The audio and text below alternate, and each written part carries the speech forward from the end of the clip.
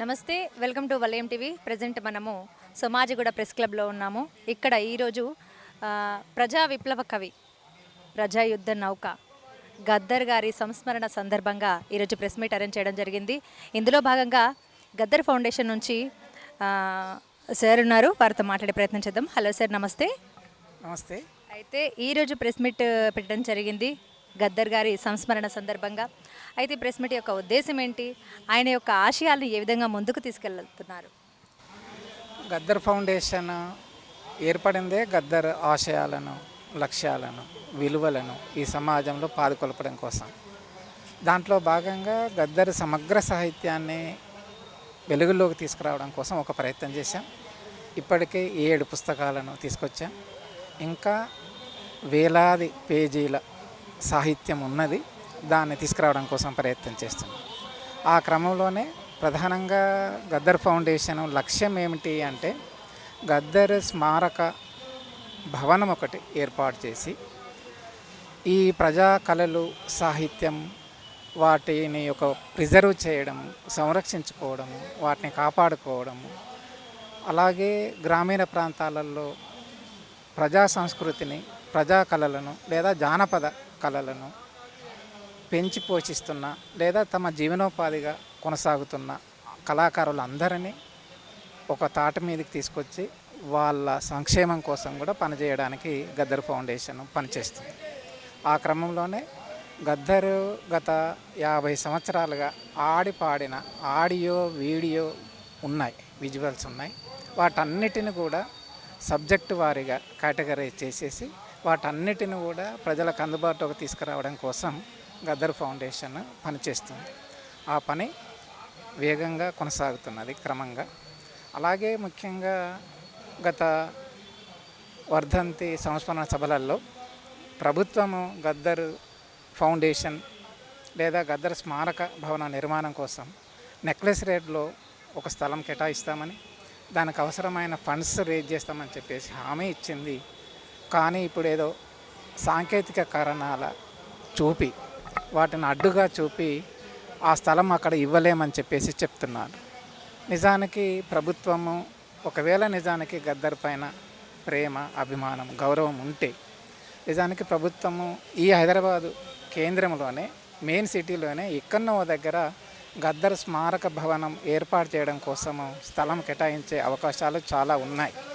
నిన్నగాక మొన్ననే అందశ్రీ స్మారకంగా గట్కేసర్ చౌరస్తాలో ఒక స్మారక గార్డెన్ ఏర్పాటు చేయడము, ఒక ఆడిటోరియాన్ని నిర్మాణం చేయడం కోసము ప్రారంభోత్సవం చేశారు. నిజానికి ఆ అర్థంలో గద్దర్ స్మారక భవనాన్ని ఏర్పాటు చేయడం కోసం స్థలాన్ని వెంటనే ప్రభుత్వము కేటాయించాలని, దానికోసం ఈ గద్దర్ ఫౌండేషన్ కృషి చేస్తుంది. ప్రభుత్వానికి కూడా విజ్ఞప్తి చేస్తుంది, వెంటనే గద్దర్ స్మారక భవన నిర్మాణానికి అవసరమైన స్థలాన్ని కేటాయించాలని కోరుతున్నాను. Thank you. అయితే మీరు గద్దర్ అనే ఆ మహాకవి వెంట ఎన్నో ఏళ్ళుగా మీరు నడిచినారు. అలాంటి వ్యక్తిగా గద్దర్ గారి జీవితం నుండి ఏ విధమైనటువంటి పాఠాలు నేర్చుకోవచ్చు అంటారు?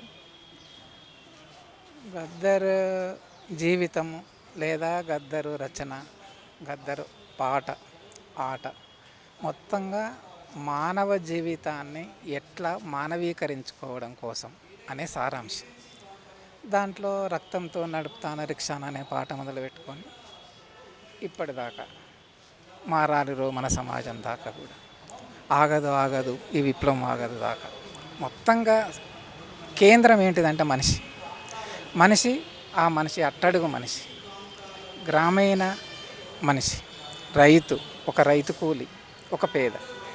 ఈ పేదలు దేశంలో కోట్లుగా ఉండేటటువంటి ఈ పేదలు ఒక మనిషిగా ఆత్మగౌరవంతో అన్ని రకాల వనరులను తన సొంతం చేసుకొని జీవించేటటువంటి ఒక మానవీయ సమాజం, ఒక సమసమాజం రావాలని చెప్పేసి ఆకాంక్ష గద్దర్ది. ఆ విలువల కోసము గద్దర్ ఫౌండేషన్ పనిచేస్తుంది. గద్దర్ గారి ఆలోచనలు కావచ్చు, ఆయన ఆశయాలు కావచ్చు, ఆయన విలువల్ని కావచ్చు, ఏ విధంగా ముందుకు తీసుకెళ్లాలి అనుకుంటున్నారు? ఇప్పుడున్న సొసైటీకి ఏ విధంగా వాటిని చూపించే ప్రయత్నం చేస్తున్నారు? గద్దర్ ఆశించినటువంటి ఆశలు ఆకాంక్షలు విలువలను నెలకొల్పడం కోసం గద్దర్ స్వయంగా ఆడిపాడిన ఆడియో వీడియోస్ ఉన్నాయి. వాటి అన్నిటిని కూడా ప్రజలలో చేస్తాం, గ్రామ గ్రామానికి పోయి ప్రదర్శిస్తాం. ఆ క్రమంలో గద్దర్ ఏమి చెప్పాడు, ఈ ప్రజలకు ఏమి ఉద్బోధించాడు, ఫలితంగా ప్రజలు ఏమి నేర్చుకోవాలి, తమ సమస్యల పరిష్కారం కోసం ఏమి చేయాలి అనేది ఆ పాటల సారాంశంగా ప్రతి పాటలో ఉంటుంది.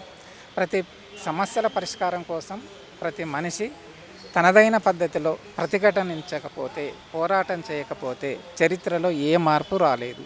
అలాగే ప్రతి మనిషి జీవితంలో మార్పు కూడా పోరాటం ద్వారానే వస్తుంది, సాధ్యమవుతుంది అని చెప్పేసి గద్దర్ యొక్క పాటల సాహిత్యం యొక్క సారాంశం. దానికోసంగాను గద్దర్ సాహిత్యాన్ని, పాటలను, ఆడియో వీడియోస్లను ప్రజల్లోకి తీసుకొని పోతాం. Thank you.